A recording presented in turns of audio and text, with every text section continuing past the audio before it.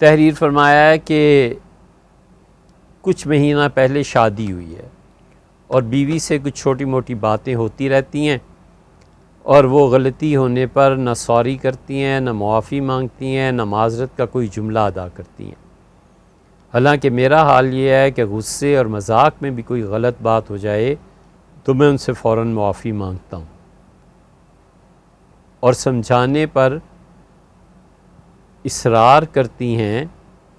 اصرار یہ صاد سے ہے بھیا، سین سے کیوں لکھ کے بھیجا ہے؟ کہ میں بہت غلطیاں کرنے والی ہوں، میری جتنی عمر گزر گئی ہے اتنے مزید سالوں میں بھی میں اپنے آپ کو ٹھیک نہیں کر پاؤں گی، تو میری ہر غلطی پر پھر میں آپ سے معافی مانگوں، گرچہ میرے شوہر ہیں لیکن میں معافی نہیں مانگوں گی۔ میں نے جیسے زندگی گزارنی ہے ویسے ہی گزاروں گی، آپ مجھے دیکھ لیں کہ کیا ہو سکتا ہے۔ جبکہ میری اس بیوی نے 2 سال قرآن و حدیث کا کورس بھی کیا ہوا ہے اور شریعت کے مطابق ستر اور حجاب کی پابندی بھی ہے۔ برائے کرم مجھے بتائیں کہ میں کیا کروں؟ کوئی مثال دیتا ہوں تو کہتی ہیں یہ مثالیں نہ لایا کریں، کوئی اور بات کریں۔ مسئلہ تو یہ ہے کہ بھائی آپ نے زندگی گزارنی ہے ان کے ساتھ یا نہیں؟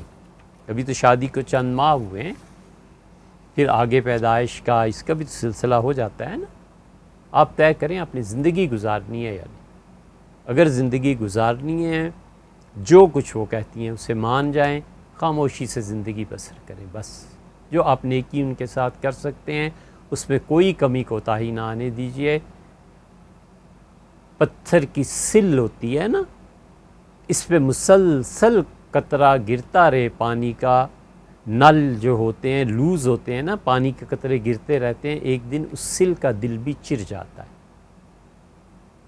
آپ مشاہدہ کیجئے گا کہیں پہ جہاں نلکے سے ایک قطرہ گرتا رہتا ہے تو نیچے والی جو پکی زمین ہوتی ہے وہاں زنگ لگ جاتا ہے، اور کبھی کبھی وہاں پہ وہ جو پکی زمین ہے اس میں سوراخ ہو جاتا ہے۔ ہمیشہ نیکی کرتے رہیے اور ہمیشہ جو کچھ وہ کہتی ہیں اس سے درگزر کرتے رہیے۔ اگر آپ کو گھر چلانا ہے، اگر نہیں چلانا تو پھر وہ آپ کی مرضی ہے، لیکن آپ یہ فیصلہ کر رہے ہیں کہ گھر باقی رکھنا ہے یا نہیں۔ اس سے زیادہ کی توقع بھی نہیں رکھنی چاہیے۔ تو آپ کی بیوی ہے، آپ کا اور اس کا کوئی حقیقی رشتہ نہیں ہے، دونوں نے ایک ماں سے جنم نہیں لیا، دونوں کا آپس میں خون کا بھی رشتہ نہیں اور دودھ کا بھی رشتہ نہیں۔ رشتے قائم ہوتے ہیں خون سے، رشتے قائم ہوتے ہیں دودھ سے، رشتے قائم ہوتے ہیں ان دونوں سے ہٹ کے محبتوں سے۔ تو جب محبتیں نہ ہوں اور دودھ اور خون کے رشتے بھی نہ ہوں تو پھر محبتیں ویسی نہیں ہوا کرتی۔ آپ اس حقیقت کو تسلیم کر لیں۔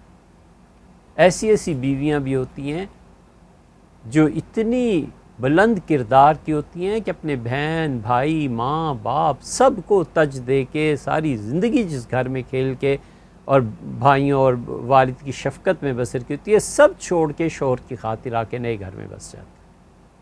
اس کی بھی تو کوئی قربانی ہوتی ہے نا، اور اتنی محبت کرتی ہیں کہ باپ مر جائے تو اتنا صدمہ نہیں ہوتا جتنا شوہر کا ہوتا ہے، بھائی کے انتقال پہ اتنا نہیں ہوتا جتنا ادھر ہوتا ہے۔ حالانکہ اصولاً یہ شوہر اس کے ساتھ کسی رشتے میں نہیں جڑا ہوا، وہ تو بھئی اسے غسل بھی نہیں دے سکتا، رشتہ کوئی نہیں نا آپس میں۔ میاں بیوی کے جو رشتہ ہے شریعت اس کا احترام سکھاتی ہے، مانتی ہے، سب کچھ وراثتوں میں حق دیتی ہے، لیکن جو درد بہن بھائیوں کا ہوتا ہے بڑا مشکل ہے۔ محبت ایک جذبہ ہے، ایک الگ ہے، باقی ایسے نہیں ہوتا۔